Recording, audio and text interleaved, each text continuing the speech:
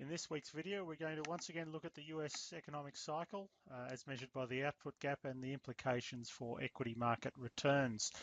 So the chart in front of us is just looking at the US output gap from the mid-1940s. The shaded pink areas are the periods where the US economy is what we define as in early recovery, which tends to be the sweet spot for markets. A large output gap that is narrowing, meaning growth is above the potential growth rate, yet there's still a lot of excess capacity to eat into. So what does that typically meant for returns? So what we're looking at first here is it'll be 12-month returns. And if I select that, I'm looking at real returns from US equities. And in periods where this particular regime is true, the US economy operating below potential, but growth is improving. So the average 12-month returns 14.6 with a standard deviation of 14.1. So it's been a very strong period. You can see the distribution down below, the red bars being the return buckets when this is true, i.e. in early recovery. What about when it's in late cycle above potential and continuing to improve? You can see returns here have been still quite strong, 15.6% with a slightly lower volatility. Again, I should say these are concurrent returns. Then if we look at the next phase of the cycle, above potential and weakening, this is the beginnings of a downturn. Average 12-month returns have been 2.7 with a vol of 13.7. And then finally, when the economy is below potential and getting worse, the returns have been minus 3.2 with a volatility of 17.6.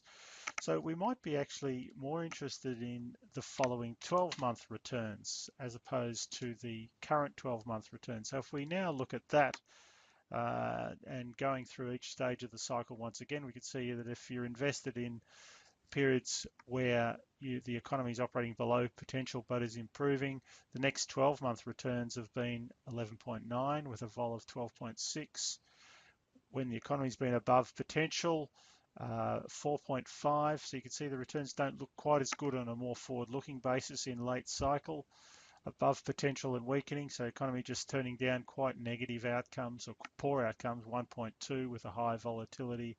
And then the period where the economy is very weak and getting weaker in terms of an output gap measure, returns in the subsequent 12 months have actually been quite solid, although much more volatile than they have been. Now, if we use this more as a medium-term projection, and now we're going to look at annualized 3-year returns for the following 36 months, basically. So now we're just going through each of the periods of the business cycle once again. So the early recovery period, where we arguably have been over the past 6 to 8 years, 10.6% annualized returns over a 3-year period with that sort of volatility, as opposed to 5.4% in all other phases of the cycle. If we just hone in on above potential and improving, so late cycle, 3-year annualized returns 1.6 with a fairly high volatility. Above potential and weakening, 5.4 returns with quite a high volatility. And then below potential and weakening, so returns start to pick up once again. So in all cases, the early recovery phase is the favoured period. Late cycle, while it might be good in the short term, tends to deteriorate on a 1 and 3 year view. And of course, this is where markets are currently focusing a lot of attention on where is the US economy within its current cycle. So we saw early on that the US, if not in line with its potential, even above, is very, very close to operating at potential growth rates. So let's just look at some of the indicators for signs as to what we should expect at this stage of the cycle.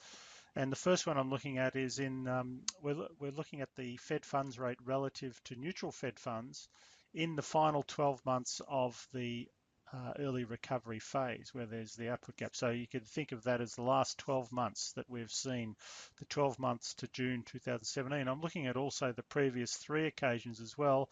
And on the left-hand side, this is the real Fed funds rate relative to neutral. So if it was at 0, it's in line with neutral. And you can see that in the final 12 months, from 0 to 12 months, typically, or on average, the real Fed funds deviation from the neutral Fed funds has gone from about -80 to basically in line. What I suppose does stand out to some extent on this chart is the fact that the black line, which is the current real Fed funds rate relative to neutral, is still some 40 basis points, maybe more, below neutral. So policy is still slightly easy compared to certainly the last 3 cycles for at this, if indeed we are at the point where the US crosses above potential. What about the yield curve? What typically happens to the yield curve?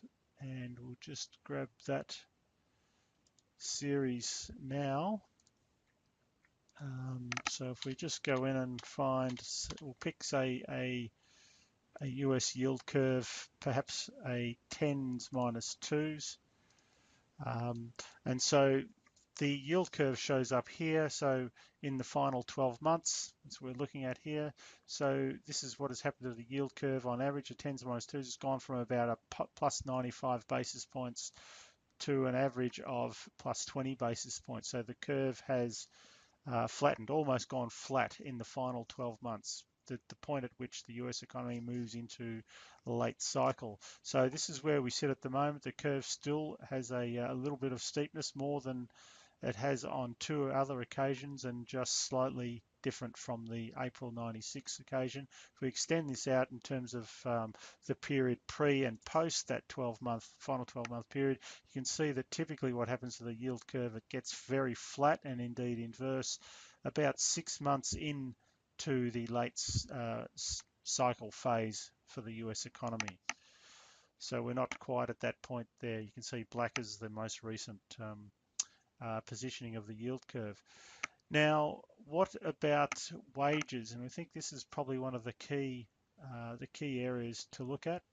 And we will just get average hourly earnings. So we're going to look at 12-month change in average hourly earnings. And so what we see here is quite interesting. So if we just express that, yes, we'll just put that as an event.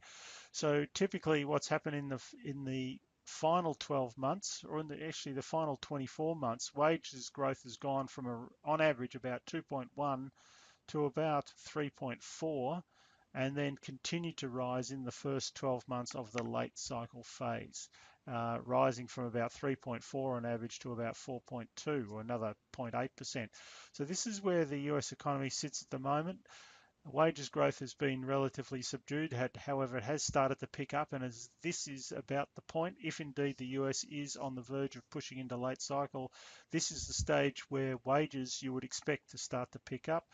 And if they perform as they have in the past, they would tend to rise from about the current 2.8% level to something like 3.4 or thereabouts. So we're at a critical juncture, and this will give us a very good sign as to whether indeed we are working towards the late stage cycle for the US.